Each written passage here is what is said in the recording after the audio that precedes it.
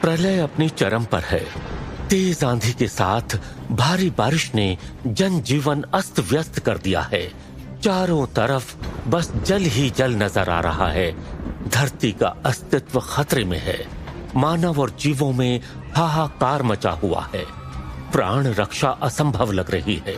इसका फायदा उठाकर राक्षसों ने आक्रमण शुरू कर दिया है। मानव कष्ट भोगने पर विवश हैं। भगवान शिव ने अपना तीसरा नेत्र खोल दिया है और हर तरफ बस विनाश ही विनाश है। ऐसे में मां धरती अपने अस्तित्व और अपनी संतानों की प्राण रक्षा के लिए व्याकुल होकर पूरे ब्रह्मांड में सहायता के लिए भटक रही है, पर उन्हें कहीं से कोई सहायता नहीं मिल रही है।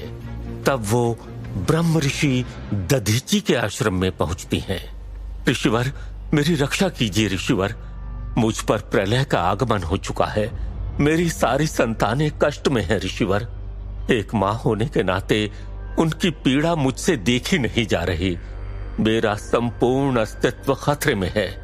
अब आप जैसे ब्रह्म ज्ञानी ही इस संकट से उबारने का उपाय बता सकते हैं। धरती ने अत्यंत व्याकुल होकर ऋषि दधीचि से कहा, देवी, आप देवताओं की शरण में जाएं। वहीं इस अनर्थ को रोकने का उपाय मिल सकता है।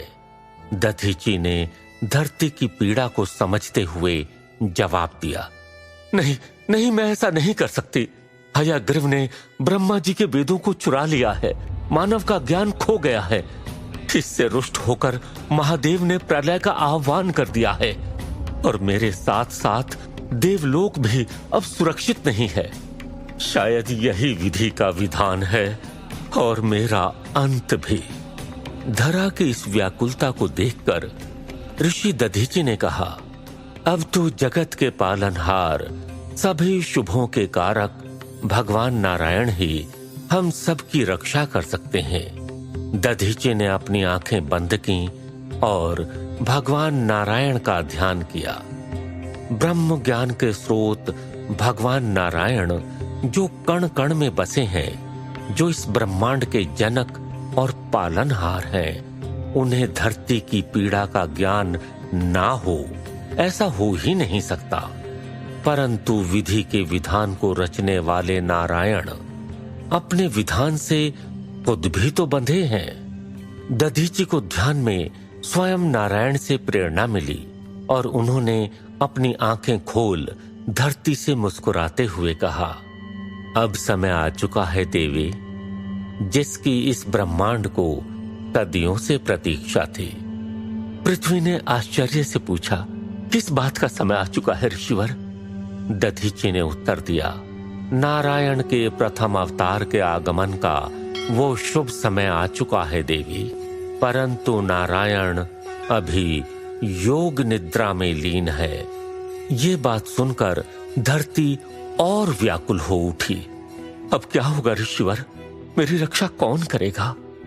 ये सुनकर ऋषि दधीचि मुस्कुराते हुए बोले, नारायण की कथा में अनंत कष्टों से मुक्ति दिलाने की शक्ति है।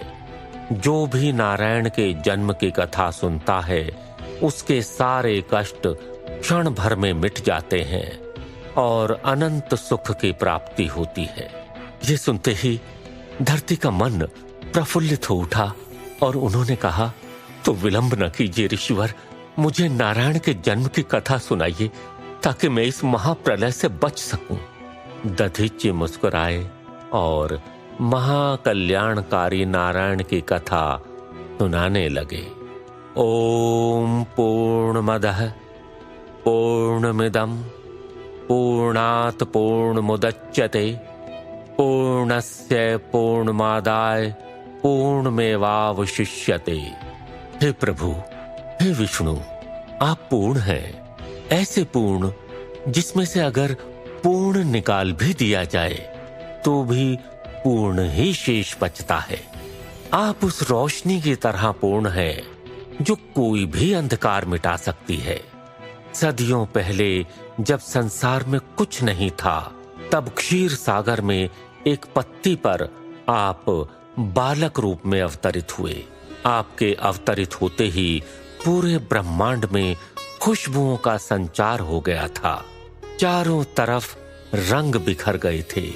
इस सृष्टि का निर्माण शुरू हो गया। फिर आपने अपनी माया से शेषनाग का सृजन किया, जिन्होंने धरती को अपने फन पर धारण किया और संसार को एक आधार मिला। उसी शेषनाग को अपनी शैया बनाकर आपने उन्हें आधार दिया।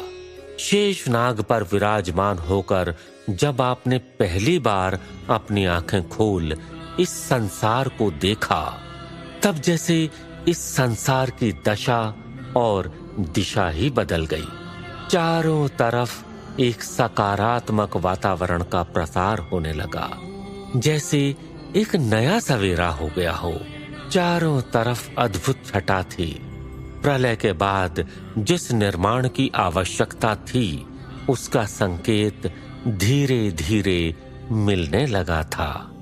आपके पुष्प के समान होठों पर मुस्कुराहट आते ही संसार में जीवन का सृजन हो गया। धरती रंग बिरंगे पेड़ों और फलों से सुसज्जित हो गई और ये धरती सांस लेने लगी। उस जीवन को दिशा दिखाने के लिए आपके मुख से फूटी पहली ध्वनि ओम। इस ध्वनि ने मानो आदि और अंत को एक कर दिया। ये एक ध्वनि आपके द्वारा दिया गया ब्रह्म ज्ञान का स्रोत है, जो युगों युगों तक मानव जीवन में ज्ञान का प्रकाश फैलाता रहेगा। इस जीवन से भरी धरती को रोशनी देने के लिए आपने सूरज और चंद्र जैसे रोशनी के स्रोत बनाए। दिन और रात का निर्माण कर समय चक्र स्थापित किया और फिर इस धरती को सुचारू रूप से चलाने के लिए आपने त्रिदेवों का निर्माण भी किया। वो त्रिदेव जो इस संसार को चलाने में महत्वपूर्ण भूमिका निभाते हैं, वो त्रिदेव जिन्हें इस संसार का पालन करता, संरक्षक और संहारक भी कहा जाता है। उन त्रिदेवों की उत्पत्ति की कथा और भी महान और कल्याणकारक है। आपने ही अपनी नाभि कमल से जन्म दिया ब्रह्मदेव को और उनके माथे के तेज से जन्म हुआ भगवान शिव का। तब स्वयं ब्रह्मदेव और भगवान शिव को अपने अस्तित्व का प्रयोजन ही मालूम नहीं था। तब आपने ही उनमें ज्ञान का संचार किया। हे ब्रह्मदेव, इस सृष्टि की रचना होनी है, जीवन की उत्पत्ति करनी है, प्राणियों का निर्माण करना है और इन्हीं सब कार्यों के लिए ही तो आपकी उत्पत्ति हुई है। ये सुनकर भगवान शिव ने आपसे प्रश्न किया, हे प्रभु, लेकिन आपने मेरी रचना क्यों की? तो श्री हरि विष्णु आपने ही भगवान शिव की जिज्ञासा को शांत करते हुए कहा, हे शिव शंभु, हे महेश, अगर इस सृष्टि की रचना हुई है, शुरुआत हुई है, तो इसका अंत भी जरूरी है। आरंभ और अंत एक ही निर्माण के दो पहलू हैं। अगर ब्रह्मदेव इस संसार के आरंभ हैं, तो आप इस संसार के अंत हैं।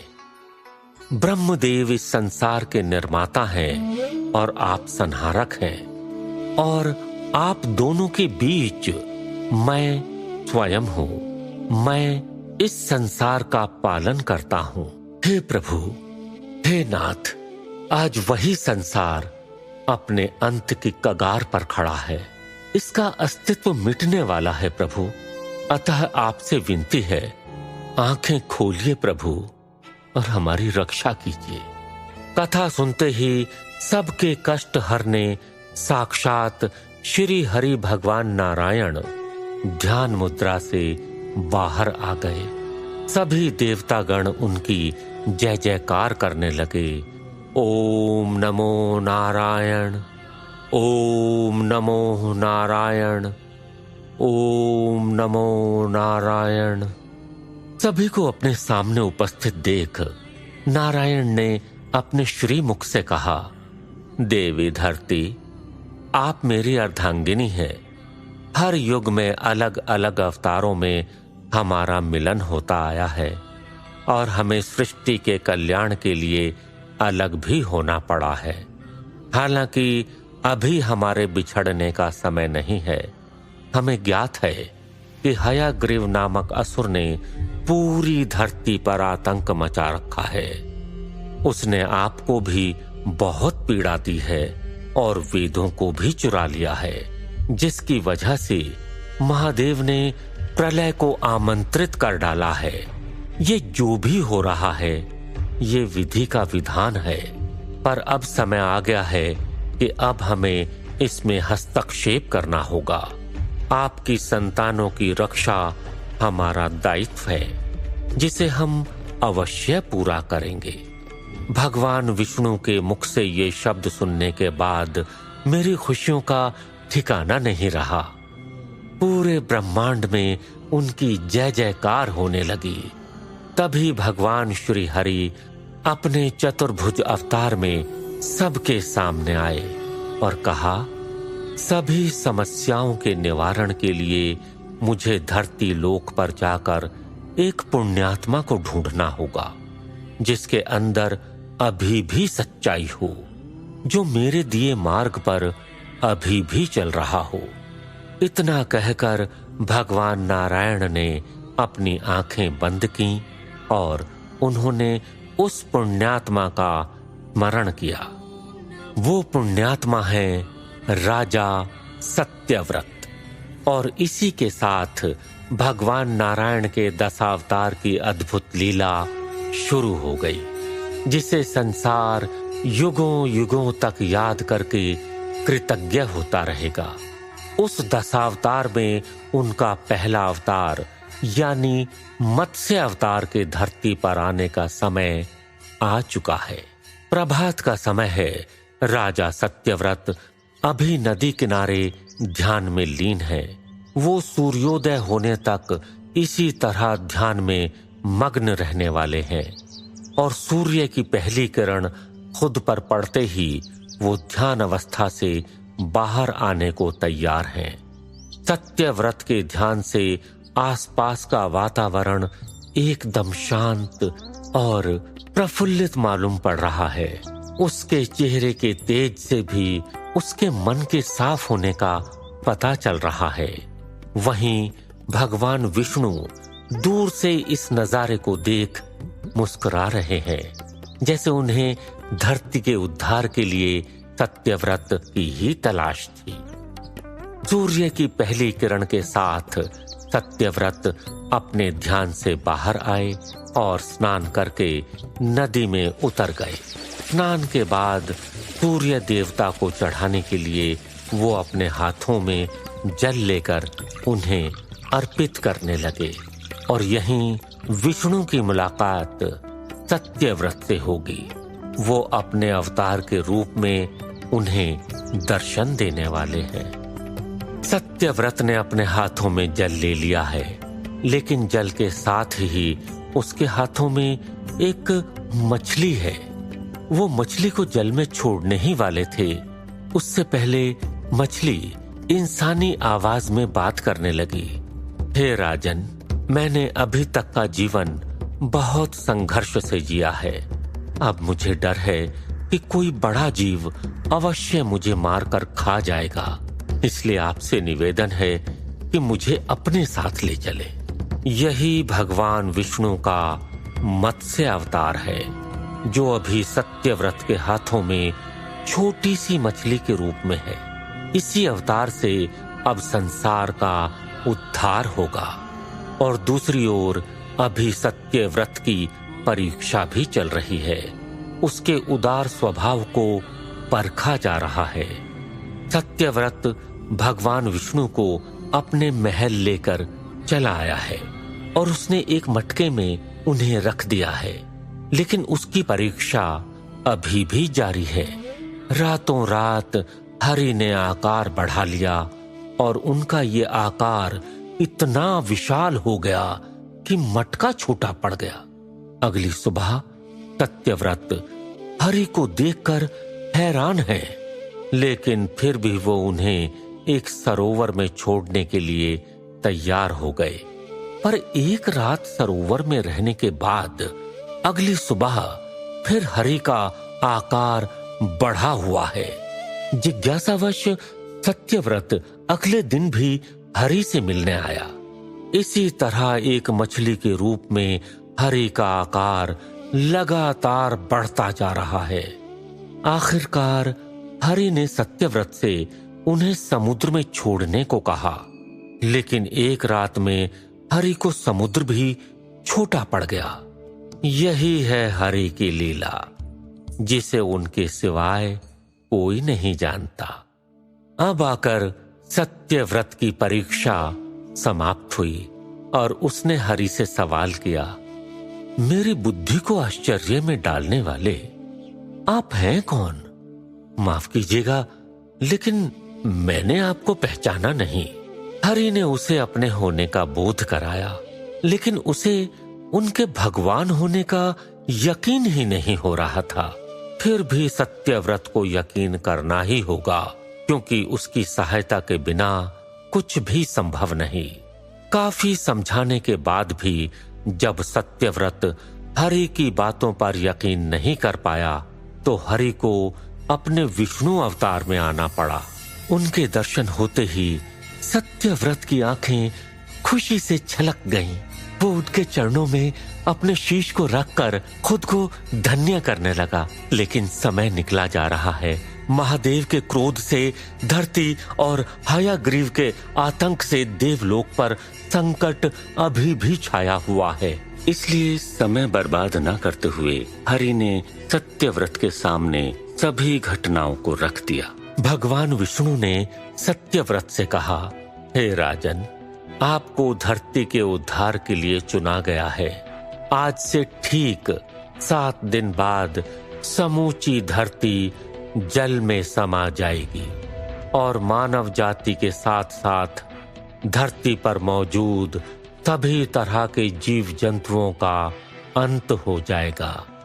लेकिन विधि के विधान में अभी ऐसा संजोग नहीं है, इसलिए इन 7 दिनों में आपको एक बड़ी सी नाव तैयार करनी होगी और प्रलय के लिए आपको सप्तऋषियों के साथ सभी तरह के प्राणियों, जीव जंतुओं, पेड़ पौधों और औषधि के बीजों को नाव पर सवार कराना होगा।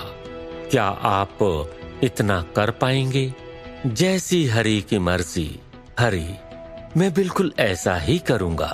लेकिन हरि, प्रलय के दौरान मैं उस नाव की किस तरह रक्षा कर पाऊंगा? सत्यव्रत अभी भी भ्रमित है। हरि ने उसे आगे समझाया, उमड़ते तूफान के कारण आपकी नाव जब पानी में गोते खाने लगेगी, मैं उसी पल आपको अपने मत्स्य रूप में फिर से दिखाई दूंगा। तब आप वासुकी नाग की सहायता से मेरे सींग में उन्हें बांध देना।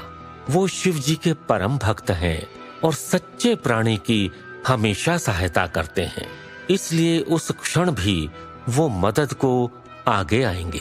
और जब तक प्रलय की रात रहेगी, मैं नाव को खींचता रहूंगा। सत्यव्रत सभी बातों को ध्यान से सुन चुका है और इसके बाद वो बिना समय गंवाए नाव बनाने की तैयारी में लग गया। तय समय अनुसार प्रलय का वो भयानक दिन आ ही गया। नदियों और समुद्रों में डरावने तूफान जन्म लेने लगे। वो इतने विशाल रूप में आ गए कि सब कुछ पल भर में निकल जाए। देखते ही देखते सारे संसार में जल ही जल नजर आने लगा। इधर सत्यव्रत भगवान विष्णु की बताई दिशा के अनुसार नाव लेकर निकल चुका है। हरि भी अपने मत्स्य अवतार में समुद्र में मौजूद हैं और सत्यव्रत की राह देख रहे हैं। ऊंची ऊंची लहरों के बीच नाव गोते खाने लगी है। सत्यव्रत के इंतजार में भगवान विष्णु को एक नाव दिखाई दी, जिसमें बताए हुए सभी प्राणी सत्यव्रत के साथ मौजूद हैं। बिना समय बर्बाद किए भगवान विष्णु अपने मत्स्य अवतार में सत्यव्रत की नाव के सामने प्रकट हो गए। उन्हें देखते ही सत्यव्रत अपना सिर झुकाकर प्रणाम करने लगा, जबकि नाव पर मौजूद बाकी सभी इतनी बड़ी मछली को देखकर डर से कांपने लगे। इधर सत्यव्रत ने विष्णु के सींग में वासुकी नाग को बांध दिया। अब नाव को खींचने का काम शुरू हुआ। हरि के मार्गदर्शन से नाव में मौजूद सभी राहत की सांस ले रहे हैं और हरि भयंकर तूफान के बीच नाव को खींचकर हिमालय की ओर लेकर जा रहे हैं। कई दिनों की यात्रा के बाद हरि हिमालय की चोटी पर नाव को लेकर पहुंच गए हैं और उन्होंने नाव को हिमालय की चोटी से बांध दिया है। जल प्रलय के समय इससे सुरक्षित स्थान और कहां होगा। वहीं प्रलय का प्रचंड रूप अभी भी जारी है।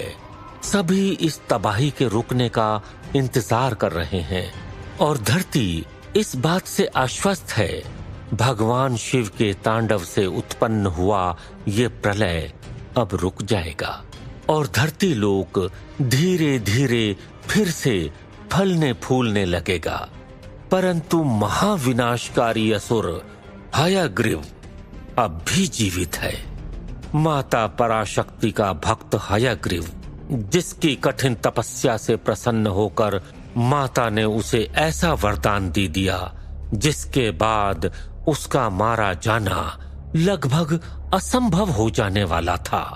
इस वरदान को पाकर हयग्रीव का घमंड और लालच बढ़ गया और उसने वेदों को चुरा लिया। अब वो स्वर्ग और संसार को विजय करने निकल पड़ा है। समस्त ब्रह्मांड के जनक श्री हरि को तो इस संसार का आदि और अंत पता है, फिर एक दानव की गलती उनसे छिपी कैसे हो सकती है। परंतु मां भगवती आदि पराशक्ति से मिले वरदान की मर्यादा को बनाए रखना श्री हरि के लिए किसी कर्तव्य से कम नहीं है। इसलिए वरदान प्राप्त किया हुआ हयग्रीव निडर होकर संसार में पाप कर रहा है। उसे लग रहा है कि वो अजेय है। पूरा संसार उसके पापों से त्रस्त होकर हाहाकार कर रहा है। देवताओं के प्राण संकट में हैं। वो त्राही त्राही करते हुए मदद के लिए देवादिदेव महादेव के सामने प्रकट होते हैं। प्रभु जगत पालनहार, हमें हयग्रीव के प्रकोप से बचाइए। वो पूरे देवलोक में तबाही मचाने पर तुला है। माता आदि पराशक्ति का वरदान पाकर वो अजेय हो गया है। उसे हराना असंभव हो गया है प्रभु। उसने कई देवताओं को मृत्यु के घाट उतार दिया है। ऋषि मुनियों को यज्ञ और धार्मिक कार्यों से रोक रहा है। ऐसे में तो हम देवता बलहीन हो जाएंगे और संसार का पालन पोषण असंभव हो जाएगा। हमारी रक्षा कीजिए प्रभु, इस संसार की रक्षा कीजिए प्रभु। महादेव ने अपनी आंखें खोली और कहा, देवगणों, ये संसार जिसकी लीला का रंगमंच है, वो सभी कार्यों का करता है और सभी समस्याओं का समाधान भी। ये सब जो हो रहा है वो मेरे आराध्य श्री हरि की लीला का अंश है। आप सबको उनकी ही शरण में जाना चाहिए। जब पाप अपने चरम पर होता है तो श्री हरि इसी रूप में अवतार लेकर सबके तारणहार बनते हैं। अब समय आ चुका है उनके दूसरे अवतार का। क्या है भगवान श्री हरि का दूसरा अवतार? कैसे करेंगे वो हयग्रीव जैसे शक्तिशाली राक्षस का अंत? और माता आदि पराशक्ति के वरदान के बाद हयग्रीव का वध करने के लिए श्री हरि क्या माया रचेंगे?